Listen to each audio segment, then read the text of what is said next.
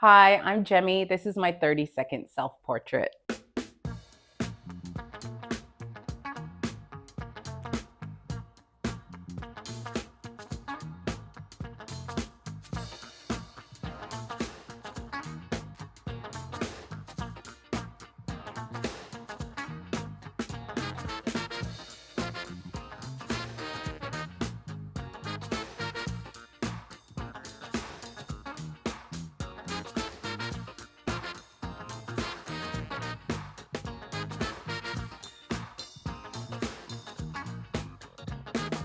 Let's just have fun with it. Yeah. You can always edit. So that's always my first choice is how much longer can I stay in bed? I'm not 30. I'm in my 30s. I probably should cut that part.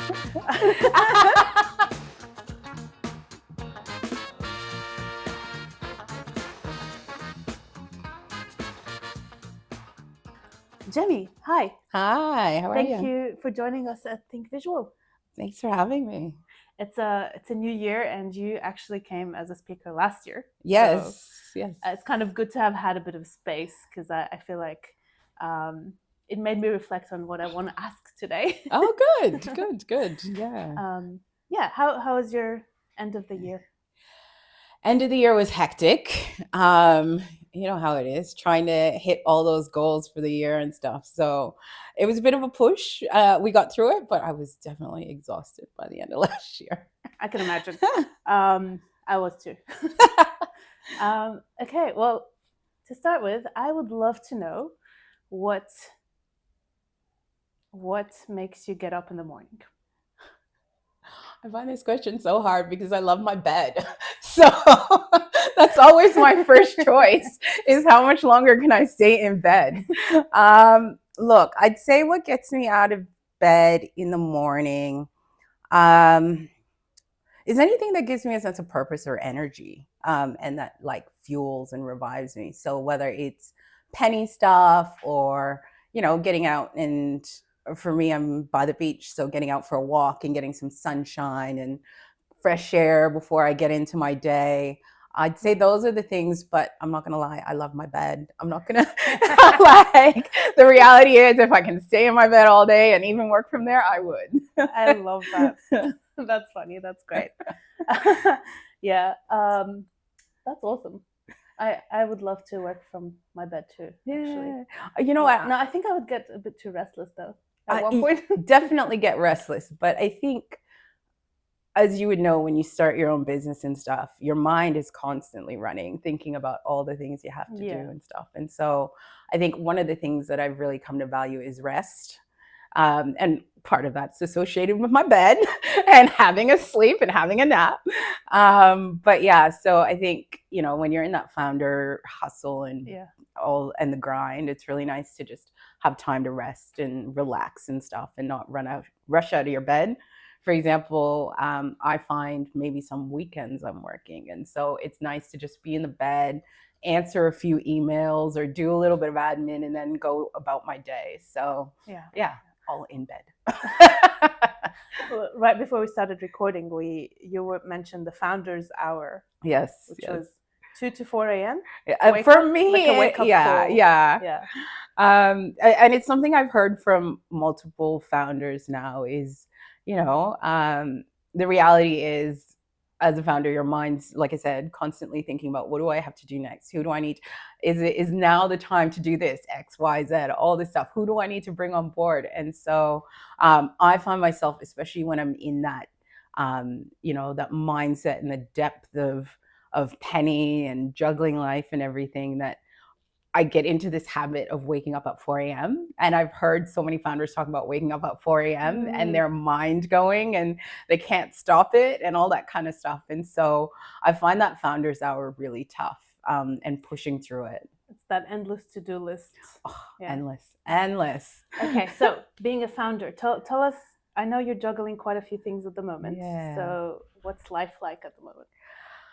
Life at the moment is picking back up. I was saying earlier, I took January to just chill out a bit, especially after a big year last year. And so for me, life at the moment is work. I have my day job. And then I've got Penny, which has been going really well. We've been working on our app as well as our new program. So we've just launched a 6-week education program, or a home loan readiness program, where we're taking people through a 6-week framework that helps them work out their budget, their finances, their credit standing, their borrowing capacity, all of their documentation, so that when they're ready to apply, they have everything they need sorted for them. So we have that alongside the app that we're still working on and refining and improving and stuff like that. And then there's personal life, when I can squeeze it in between all of this stuff. Okay, so tell me more about why you were so interested in this topic of financial independence for women, like your personal experience. Yeah. So I often talk about being young and what I would see with money dynamics in general around me. And from a young age, I realized, money has power. Like, people can buy things and and make decisions as well. The reality is, when you think about breadwinners in the household and all that kind of stuff, especially when we were growing up, there was a lot of gender dynamics around that. And so as a young girl, I was like, why is this? This is so, what is going on in this world, And so I was always conscious of that and the impact that it had. And then I'd say as I grew up, that theme continued, just understanding and seeing the power of money, the impact that it can have on relationships and on individuals, and obviously your well-being, your lifestyle, all that kind of stuff. And so as I grew up, and as I said, I found myself coming to Australia, just graduating law school, and being financially dependent on a partner, and, not feeling like I could always make the choices that I would have made if I was making my own money, or all of that kind of stuff, and the impact of that. And so for me, I guess that theme has played in my head. And then as I found my own financial independence, coming out of that relationship and stuff, I started to see similar things with my friends. And so it was like, okay, why are these patterns? Why do we have these patterns around money? Why is there this gender divide around money? And then you look at the stats and they back it up, particularly when it comes to the confidence piece, the literacy piece, the wealth accumulation piece. And so for me, it was personally driven, but then also systemically driven. It's all of that really made me want to go into this and figure out how we fix it, how we make it better, at least, so people feel empowered individually. It's about freedom. Freedom was the word. Freedom of choice. Yeah. For me, I always say about choice and living life on your own terms and all of that. And I think anybody, I'm looking at this from a gender perspective for obvious reasons when we talk about all the stats, like I said, and it's just systemic issues. But anybody, we live in a world that revolves around money. That's the reality of it. And at the end of the day, the best thing you can do for yourself is learn how it works and manage it as best as you can, because you could be earning $1 million, you could be earning $100,000. And this is something I learned very young, actually, that I saw with some of my male friends. They weren't necessarily earning a lot when we were younger, but they were putting their money into housing, into investments, into all of this stuff.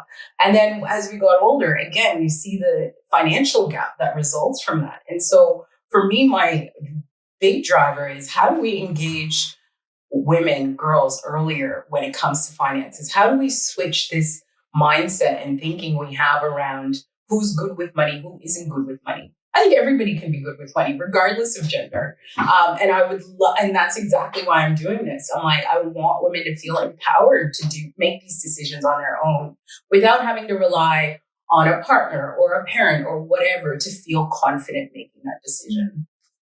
And how long did it take you to become financially independent and to really learn these lessons? Look, it took me a while, because the reality is I also had a lot of student debt. So I didn't have mom and dad helping me with uni or anything. So to be honest, in having studied internationally, I had almost $100,000 in student debt when I finished. And so it was really a mission and a focus for me to pay that down as soon as I could. Because it's such a barrier to then getting into property ownership and getting into, and so again, it's funny because while I was learning and building my own security, I saw friends who didn't have that burden also moving forward financially. But because I was probably more proactive, I found myself also catching up to them. And that was a surprise to me because I didn't start, like, my student loans weren't paid off until about, I'd say 7 years ago, 7 years ago. So it's been a short window of really having enough, I guess, disposable income going into savings, going into investments. So it's possible. One of the things I hear from a lot of people we talk to is this sense of it's too late. I've waited too late. I can't, like, I'm never going to catch up. And it's like, no, like, yes, to a certain extent, you should have started 10 years ago if you could have. But the reality for a lot of us is that we don't get to do that. And so it's about your discipline, your structure, your systems around you. And if I can start at 38, like, in terms of building my wealth, anybody can. So I don't think you should I know it's hard to say, but money is just, we've made it up, right? Like, we've created this thing and giving it the power that it has. And so you could also have the power to control it in some respects.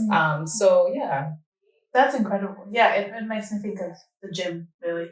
Like it's maybe that's weird, but it's never too late to go to the gym and start building healthy habits and a healthy lifestyle. Exactly. And so it's kind of the same thing. It's about the discipline and the habits. And maybe that's the hardest part as well, because you have to actually make decisions to change your whole life. Exactly. But if that's the purpose, like, you're actually going towards a certain goal. Yeah. That's worth it. Yeah, and that's how we built Penny. I mean, even you get regular reminders to go back into the app to update your tasks, update your goal, and all of that is how designed to build that habit of going back, taking the next step, updating your numbers, seeing how far you are from that goal. And then the program itself gives you, again, another level of accountability and support to take those first steps. So let's rewind back. What is Penny for those people who don't know? Yes. So we are what I call a women's fintech company, and it's ed tech in some ways as well. Our whole aim is supporting women to tackle different financial milestones. We've started with homeownership, which was really supported by our research. We went out to about 120 women a few years ago asking, what are your money goals? What are your challenges? Where are you getting stuck? How can we help you move forward? And through that research, homeownership came out number one. I mean, it's one of the biggest issues facing our generation right now in terms of affordability and accessibility. And it's also really, I'd say, in Australian culture, we love property. We love property. Yeah. And so everybody has this goal. And look, it's legitimate. Property gives you security and stability on top of, the capital gain or that you might get from the investment. So there's a lot of reasons for people wanting to get into property, but that definitely came out as number one. And so we just delved deep. And our friend Eunice, a mutual friend Eunice, she helped me in those early days, really just researching to understand the problem space and mapping out our customer journey and all that kind of stuff to understand where people were getting stuck. And then for us, thinking about how we could fill those gaps.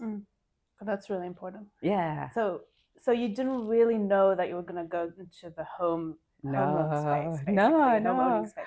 I don't know if I should admit this properly publicly, but you know what? Like, I never did. Like, for me, the mission is and always will be about financial empowerment. Okay. Whatever areas or tools or systems we need to build to enable that, I'll be guided by the journey, the experience, what customers are telling us. Great. So your why is more about financial empowerment. Yes.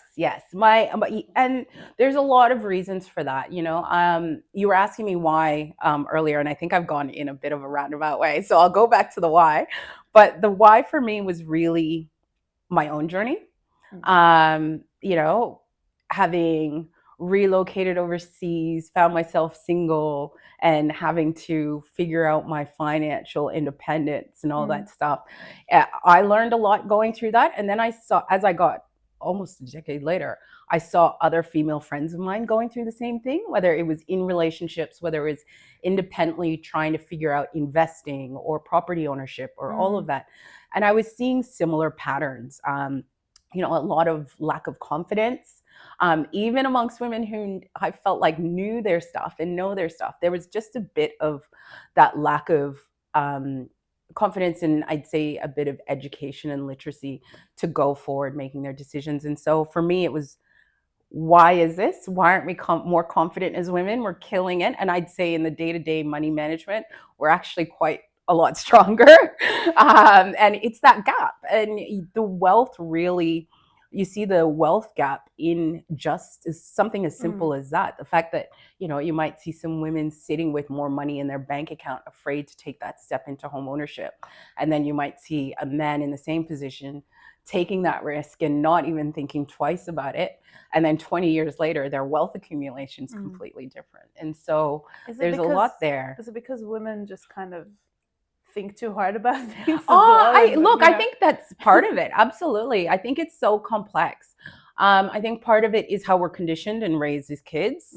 You know, in general, men and boys are raised to be risk takers, and, you know, they aren't really raised to question themselves in the same way. Whereas what we found, even for some women, it's the second guessing yourself. It's the, you know, I'm not good at this. It's the, all of these things. I'm like, actually, you are. You just need the structure around you and the support around you to feel empowered to do it yourself. Okay, interesting. So I am a 30-year-old.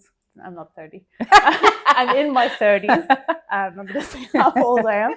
I'm in my 30s and I'm a woman, and I can admit I'm pretty bad at money management, actually. And I know nothing about home ownership. What would Penny be able to do for me? How would it be able to help me? So pretty much Penny's built for you. Like, you are our target customer, effectively. You're buying for the first time, don't know the steps, the costs, who you need to go to, when, you know, how much, you know, you might need to spend on a buyer's agent, or all of that. All of that is covered for you in the app. So we've broken down all the stages and the steps, so you can go through checklists and, you know, map where you're at. You've got supporting educational content that explains each of those steps, so you understand what you need to do. We've then got a section where we've got brokers, financial advisors, buyer's agents. We've all vetted and verified, so you can feel confident that these people have a good reputation in the industry. And then we've also got all the tools, so the calculators to, like I said, work through your budget. And we go detailed into your budget, so you really break it down to understand where your money's going, because that's where everything starts and ends, right? Like, it's one thing, I hear a lot of people say, oh, I just need to earn more money. And I'm like, well, that's one thing. But on the other side, there's a lot of room here, particularly in your discretionary spending, that we can work with. And I often find people don't want to touch that. They just want to say, oh, I'll earn more money. And I'm like, well, let's work on this. It's the habits, right? Yeah, because, it's like, the habits and the lifestyle, and you don't want to compromise that, but you still want this goal. And so it's just educating people on that. And ultimately, we're not here to give anybody advice one way or another.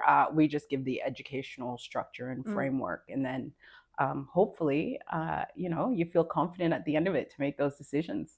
That sounds awesome. I definitely should. I should sign up. Check us out.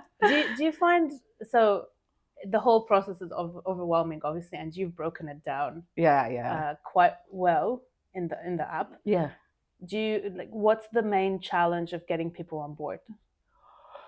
From a business perspective, for us, it's the visibility.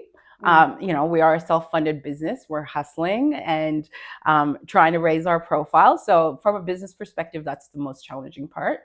From a client perspective and client, you know, acquisition or even interest, I would say right now people are probably spooked by the market. What we've found is even with the first home buyer grants and stuff, there has been a lot of interest in that, but we're finding clients who have the deposit but can't service a loan.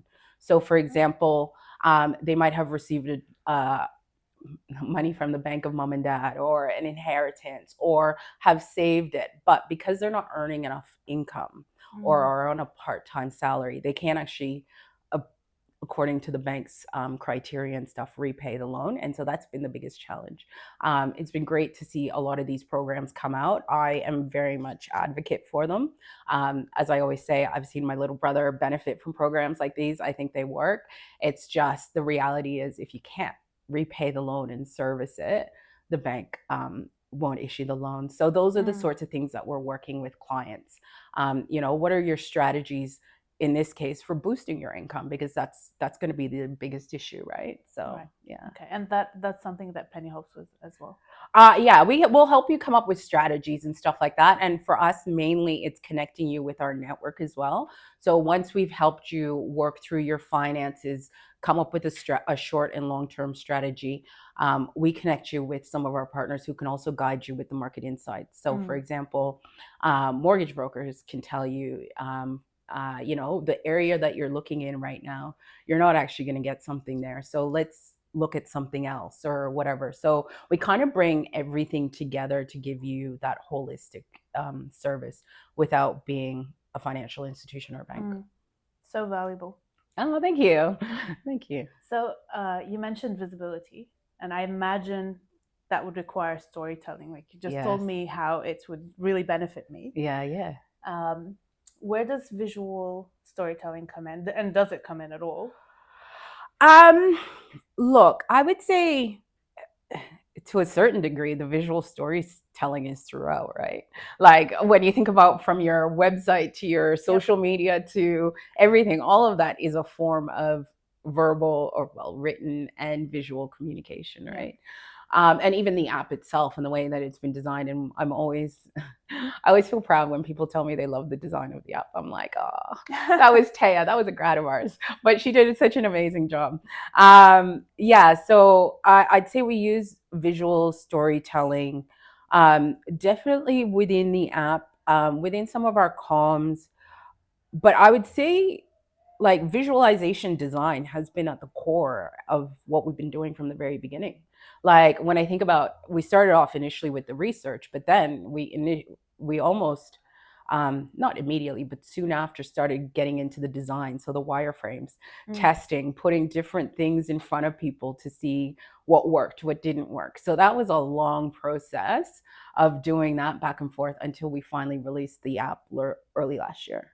And it's really, I imagine it's really, I know it's really valuable to make it really quickly and then test it, because you can just put it in front of the users and be like, okay, is this working for you? How can we make it better together? That kind of thing. And I mean, having Eunice and the team involved, I'm sure it was very effective. Oh, amazing designers. Yeah. You did mention that you mapped out the journey with them. Yeah. And to me, I think journey maps are so valuable, because they keep the people you're designing for in mind. Yeah. And then you can really see. Yeah. Like, you can immediately see, okay, these are the pain points. This is what I need to fix next. That kind of thing. Yeah. Much better than like just interviews and research papers and all of that kind of thing, right? Yeah. Oh yeah, absolutely. And even as we've evolved, our strategy has changed. Like I think about when we first started, that research loop was very long. And because we were still just trying to figure things out, and now we're actually researching and testing in the live environment and just seeing how we go with things. So that's been an evolution as well as we've gone along. That's great. And what in the brand or the visual design, you mentioned the visual design of the app, and I'm kind of curious. I actually haven't downloaded it. I should, and I will. Well, I will after this now. Yes, definitely. And I should clarify, it's a web app, so you can sign in and create your account through our website. I didn't even know that. I probably should cut that part. Sorry. I have gone on the website actually, but I Yeah. didn't realize. I thought I needed to download the app from No. It's just in the menu. Yeah. Okay. Well, what works? Like, why does it work? Because there's so many apps out there, and now Yeah. these days with AI, you can just Yeah. create an app. Yeah. Why is it important to kind of put the effort into that is visual storytelling, by the way. When people sign in and they're like, oh, that's what I'm saying. There's this whole journey that I'm going through, and the fact that you broke it down like that, step by step, it definitely is a visual story. Yeah. What's what's the most effective thing you think there in the app? Yeah, like the best element there that people really find. Well, people are loving the home buying stages and tasks and checklists. Like even when I look at some of the insights into the app, that section of the app is the section people are engaging with most, despite AI. And my views on AI, look, I think firstly you have to know how to create an app. Like there is some technical capability that is required. I feel like everybody's like, oh, AI will solve everything. And maybe we'll get to that point. But right now, you still need some technical capability to do that. But I think the value for us is this is like real time in terms of your finances and stuff like that and where you're at.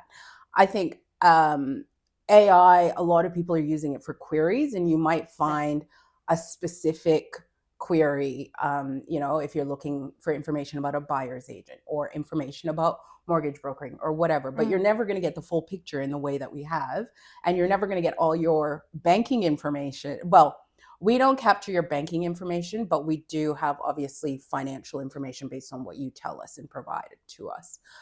So I think you would struggle to find a holistic solution like that in AI right now. And if you could, my question is, do you want OpenAI having all your financial information as well as everything else?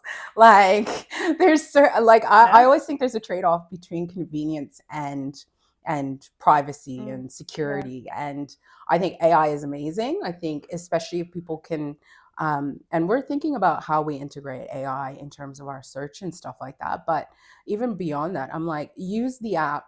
It's been developed with financial experts and partners that we work with across the spectrum. So I feel like the information is definitely accurate. And then if you need AI to support you for specific queries, do that. Yeah. But this is a well-researched, well-built app that has been a few years in the making now. So I'm fairly confident in what it's offering and how it's helping. For sure. And especially since, it's not bespoke, but it's customizable, and it's based on all this research. Yeah, and I feel like that's definitely not something you can just go and ask AI to help you with, right? Yeah, it's such and when if it is just a query and I just ask AI, how can I start my home buying journey? It's just going to be a very overwhelming answer, right? So or even just a very summarized answer. I don't know if you use AI much, but like what you get, sometimes you're like, oh, okay. Like, and what else? And then you have to go and do the work. Yeah, exactly. And then you have to do all this work on top of it. I'm like, we've done the work for you. We've already done the work for you. We've done the research. We've done the building of the tools and everything. You've just got to come and use it and give us your feedback. If it's not hitting the mark for some reason, we want to know. We've invested a lot of time in this. We want to see change. And so any feedback is always good feedback, in my opinion. Definitely. Yeah, that's exciting. So where to from here? Ooh, where to from here? Well, I think we have a big year ahead. That's good. It's always a good thing, right? Big and scary. For me, I'll be potentially looking at shifting full time into this and, stepping away from the day job. So that's always a big leap. But, we've had such good traction in the last, not even 12 months since releasing the app, particularly with our partners and, users and stuff like that. And so I'm looking forward to how we can grow the business, how we can grow our user base and get more people seeing the value in the app and getting the value out of the app. And then, looking at some corporate partnerships this year as well. So there's a lot going on. Very, very exciting. That's awesome. Okay, well, what should people do? Should they sign up to the 6-week the training program, or I would say go to sign the up to the app website? first. The Okay. app is like covers everything, is very general. You can get everything that you need in there. If now you need more structure or accountability, this is the biggest thing I've noticed. Okay. Because a lot of clients, especially if home buying isn't immediately on your radar in that 6-week window or even 12-week window, even going through the course, we found people, dropping in and off at certain points because I think, for example, when they find their borrowing capacity isn't that great.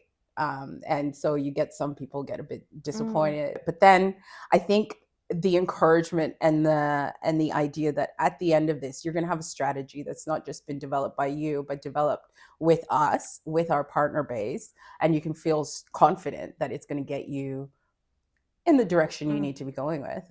I think, Yeah, that's really good. Yeah, I think accountability is really important because there's so many things you sign up to online and then you just forget about them, or other things come in the way, and with home ownership, it's such a big thing and it's so overwhelming and there's so much money involved that sometimes people are just like, and it's like, it's not that they don't want to make the decision, it's just taking that first step. And so that's what we're really about, is helping you take those first few steps, helping you work out what you need to do to get started, so that you can move forward. Amazing. We'll put this in the show notes, the links. And thank you for your work. It's incredible. And thank you. Thank you for being here. Thank you.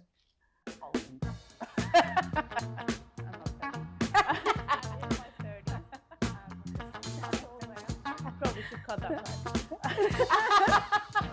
Sorry. Very, very exciting.